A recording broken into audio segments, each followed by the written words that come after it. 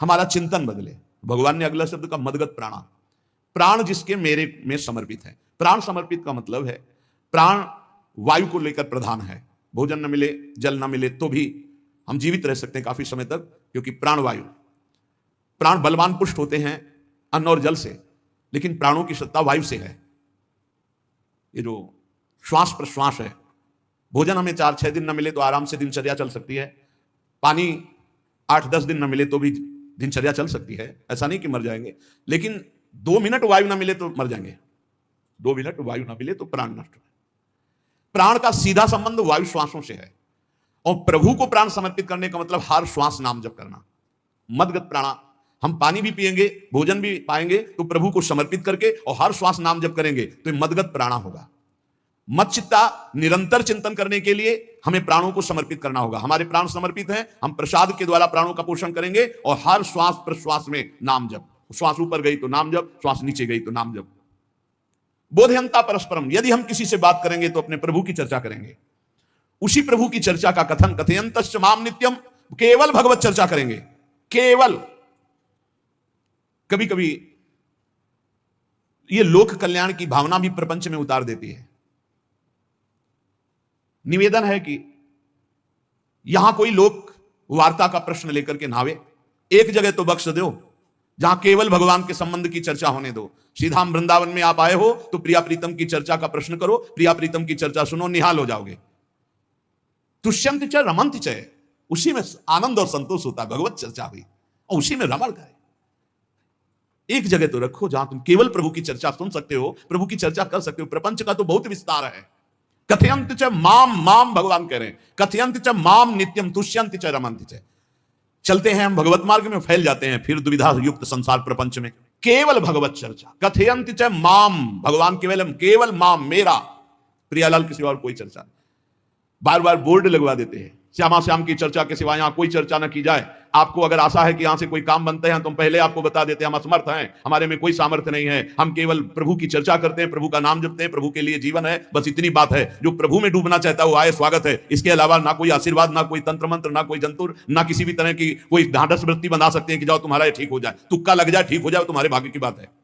यहां से कोई चमत्कार नहीं, यहां एक ही चमत्कार है, मलिन मन को श्री भगवान में लगा देना, जीवन को जीवन मुक्त अवस्था में पहुंचा देना। निर्विकारता की स्थिति प्राप्त करने के लिए साधु समागम है। भगवान का आदेश है, यदि मुझे अनुभव करना चाहते हो, इसी जन्म में परमानंद की प्राप्ति करना चाहते हो तो मय्ये मन आदत्स्व मयि बुद्धि निवेश है। कैसे करोगे? तो भगवान कह रहे मत चित्ता, मेरे में चित्त लगाओ। चित्त कैसे लगेगा? चूंकि हम प्राणों से बहुत प्यार करते हैं, देह प्राण ते प्रिय कचुनाई, इसलिए भगवान को कहना पड़ा प्राण मेरे को समर्पित करो। कैसे समर्पित करें? जो खाओ पियो भगवान को भोग लगा के रात दिन नाम जप में, हर श्वास में भगवत चिंतन। अगर वार्ता करनी तो बोधयंता परस्परम कथयंतश्च माम नित्यम, केवल मेरी चर्चा। बड़ा दुर्लभ हो रहा है, भगवत चर्चा होना बड़ा दुर्लभ हो रहा है। भैया ये सब सुनहु भरत भावी प्रबल, बिलख कहो मुनिनाथ, हानि लाभ जीवन मरण जस अपजस विधिहान। जब कर्मों का फल भोगने का आया तो महात्मा जी, और जब पाप कर्म करने जा रहे थे तो पूछ लेते हमसे कि हम पाप कर्म करने जा रहे हैं, आपकी अनुमति है क्या? तब नहीं, तब किसी ना भगवान की याद की, न गुरु की याद की, मनमानी आचरण की। तो अब भोग आया है, अब भोग लो, उसको भोगना पड़ेगा, वो यही मिलेगा तुम्हें। पति पत्नी परिवार संसार मित्र, इन्हीं में सब कलह अशांति मारपीट नाना प्रकार का, अरे पूछो मत। भगवान के चरणों का जब तक आश्रय नहीं लोगे तो यहाँ का ये प्रेम विवाह, यहाँ का प्रेम तुम्हें शांति प्रदान नहीं कर सकता। भगवत भाव रखोगे, हर परिस्थिति को शांतिपूर्वक निर्वाह। ये जीवन काटना भी एक कला है। मनुष्य जीवन कोई पशु जीवन नहीं है। अगर अध्यात्म नहीं तो आप इसको जी नहीं सकते, आप इस जीवन को नहीं जी सकते। अशांत रहोगे, क्लेशित रहोगे, परेशान रहोगे। जीवन की कला है द्वंद्वों में समता, संपूर्ण जगत में रहते हुए ममता रहित हो जाना, संपूर्ण क्रियाएं करते हुए अहंकार रहित हो जाना, अभी जीवन मुक्तता का आनंद आ जाए। तो मच्चित्ता, मदगत प्राणा, बोधयंता परस्परम, कथयंत च माम नित्यम, तुष्यंत च रमंत च। हमारा उद्देश्य भगवत प्राप्ति का है। जो भगवत संबंध से भगवत प्राप्ति करना चाहता है उसके लिए दरबार खुला है, फ्री है, कोई फीस नहीं है, कोई शर्त नहीं है। तुम कौन हो, कहां के हो, कोई मतलब नहीं। आपका केवल संबंध भगवान के संबंध से वार्ता होगी तो यहां हो सकती है। इसलिए सावधानी होकर हमारे समय को निरर्थक ना किया जाए। बहुत कीमती समय, जब प्रश्न होता है तो फिर उस पर चर्चा करनी ही होती है। हमें सिर्फ भगवान का आदेश है, कथयंतश्च माम नित्यम तुष्यन्ति च रमन्ति च, उसी में संतोष करना, उसी में रमण करना है। हमारा भरण पोषण श्री प्रियाजू से होता है, किसी व्यक्ति से नहीं होता है। हमारे यहां श्री श्यामा श्याम विराजमान है, उनका पूरा जगत है, तुम्हारी बुद्धि में मेड़ है, भेदभाव है, उनके लिए भेदभाव नहीं। सब मम प्रिय सब मम उपजाए, तो हम अपने स्वामी के अनुसार चलेंगे। सब मेरे प्राणनाथ श्यामा श्याम के जन है, कोई भी वो इतना ना छोटा ना इतना बड़ा, ना इतना प्रिय ना इतना अप्रिय, सब बराबर है। एक तरफ चाहे गुणात्मा गुण से युक्त महात्मा और एक चाहे दुरात्मा दुर्गुणों से युक्त, दोनों को ऐसे दुलार करके श्री जी की तरफ बढ़ाने वाला मार्ग ये मार्ग यहाँ का है। कथयंत माम नित्यम तुष्यंत रमंत तेषाम सतत युक्ता नाम भजताम प्रीति पूर्वकम, जो सतत प्रेम पूर्वक मेरा भजन करता है, भगवान करे ददामि बुद्धि योगम तम, उसकी बुद्धि का योग मैं करा देता हूं। ये खास बात हुई, लगाने की चेष्टा हमने की मन बुद्धि को, और भगवान आकर मन बुद्धि में विराजमान हो गए। तेषामेवानुकंपार्थ महमज्ञानजम तमः नास्यात्म्यात्म भावस्थो ज्ञान दीपेन भास्वता। भगवान कृपा करके उसके हृदय में ज्ञान प्रकाशित कर दिया। जब कोई सतत भजन करता है, प्राण प्रभु को समर्पित कर देता है, चित्त प्रभु में लगाए हुए प्रभु की चर्चा, भगवान उसके अंदर ज्ञान प्रकाशित कर देते, तो वो अनात्म भाव जो देह भाव था उसका नाश हुआ और वो भगवत भाव में स्थित हो जाता है। भगवान कह रहे हैं मत चित्तः सर्वदुर्गाणि मत प्रसादात् तरिष्यसि।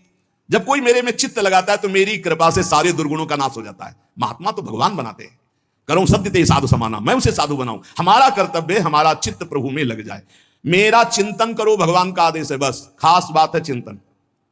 हमारी प्रारंभ से विशेष श्रद्धा इसी बात में रही गुरु शब्द पे कि रात दिन कोई भी चेतना युक्त क्षण ऐसा ना जाए जिसमें भगवत विमुख होता हो। बस इसी बात की साधना जीवन भर रही। प्रारंभ में गुरुदेव ने कह दिया जब तक चेतना है तुम्हारे में तो तुम्हारा जागृत अवस्था का चेतना युक्त एक भी क्षण व्यर्थ नहीं जाना चाहिए। तो गुरु कृपा से यही प्रयास रहा है कि हमारा एक भी मिनट भगवान से विमुख न जाए। पूर्व में ऐसी स्वभाव वृत्ति बनाई थी कि लोगों को ये शंका होती थी कि ये बोल पाते हैं कि नहीं बोल पाते हैं, अर्थात इनके वाणी है कि नहीं है। मूक मौन, जटाओं का बोझा, एक वस्त्र, बस शांत। बुलाया गया, घंटा बजा तो पहुंच गए, प्रसाद लिए, उसमें एकांत, हर समय मंत्राग। कथा में बैठे हैं, अनुकूल वचन आया तो सुन लिया, नहीं पूरा का पूरा सत्संग ऐसे ही चला गया। हमारा मंत्र चल रहा है, एक क्षण भी मंत्र से बिलग नहीं। हमारा कर्तव्य है केवल चिंतन। चिंतन करोगे तो अभी मुक्त हो, अभी परिणाम में नहीं। अभी हम राधा बोल रहे हैं, अभी प्राण निकले, अभी श्री जी के पास पहुंच जाएंगे। भगवान की कृपा का बल और साधन का तुम्हारा पूरा प्रयास प्रयत्न, ध्यान रखो, दो से सिद्धि प्राप्त होती है। भगवान की कृपा का बल और आपकी पूरी साधना का प्रयास प्रयत्न, कायरता नहीं। भगवान की कृपा का बल और तुम्हारा पूरा प्रयास पूरा प्रयत्न। देखो भगवान की दर्शन वृत्ति हृदय में जागृत हुई ध्रुव जी के पद को लेकर, कामना को लेकर। मैं भगवान का साक्षात्कार करूंगा, उनसे वरदान मांगूंगा कि मुझे सबसे श्रेष्ठ पदवी की प्राप्ति हो। चले भगवान नारद जी मिले। पहला प्रलोभन, चलो अभी तुम्हें इस सम्राट पद पर नकार दिया। फिर भय, सांप हैं, बीछी हैं, जंगल के बड़े, और फिर यक्ष राक्षस, न जाने कौन कौन है। तुम अभी बालक हो, तुम्हें खा जाएंगे, तुम क्या तपस्या करोगे, क्या भजन। नहीं, इससे भी नहीं टिके। कुछ भी हो, कदम वापस नहीं जाएंगे, अब तो हरि की प्राप्ति। तो गुरु मंत्र दे दिया। 6 महीने बहुत ही देह भाव रहित होकर उच्च कोटि की साधना की। बालक होने पर यही मथुरापुरी में देह भाव रहित होकर के, क्योंकि जंगल में ऐसे ऐसे मच्छर बड़े बड़े ना, एक मच्छर मारे तो पूरा होश खराब हो जाए, पूरी चेतना जागृत। तो उस 5 वर्ष के राजकुमार के शरीर में कितने मच्छर चिपके रहे होंगे, क्या क्या भयावह। हमने तो सेनपुर में देखा, आसन लगाए बैठे, काला नाग सांप ऐसे फुसकार रहा है। पूरा दृढ़ निश्चय है कि अगर ये काटने का समय है तो काट लेगा, नहीं काटना तो बिल्कुल नहीं काटेगा, बैठे रहो। वैसे पास से निकल गए, छाती से भी निकल गए हैं। निश्चय कि अगर काटना है काट। सैकड़ों बिच्छू, कभी ऐसे डंक नहीं मारा। और अगर काटना हो मारना हो ना तो बढ़िया महल में बैठे हो तो वहां जाके काट लेंगे। ध्रुव जी अपनी निष्ठा से कभी नहीं विचलित हुए। अब जब भगवान सामने आए तो आखिरकार 5 वर्ष के बालक घबरा गए। भगवान का तेज, भगवान का रूप, भगवान की महिमा, भगवान